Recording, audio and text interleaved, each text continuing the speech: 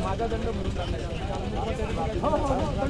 दंडाच्या बाबतीत मी अजून एक सांगतो, तुम्ही स्वतःहून जर आले माझ्याकडे दंड भरायला मी 50% भरतो, तुम्हाला परत 2 वर्ष बदलून 2 वर्ष मागणार पण नाही, पण अर्धा दंड तुम्ही स्वतःहून येऊन भरायचा। आज जळगाव शहर वाहतूक शाखा स्थानिक पोलीस स्टेशनचे अंमलदार यांच्या संयुक्त कारवाईने जळगाव शहरामध्ये ज्या रिक्षा चालक आहेत त्या रिक्षा आहे त्यामध्ये काही रिक्षा विदाऊट परमिट असतात, तसेच काही रिक्षा कंडम झालेल्या आहेत, काही रिक्षांवर without number plate, without licence अशा प्रकारची वाहतूक शहरामध्ये होत असते।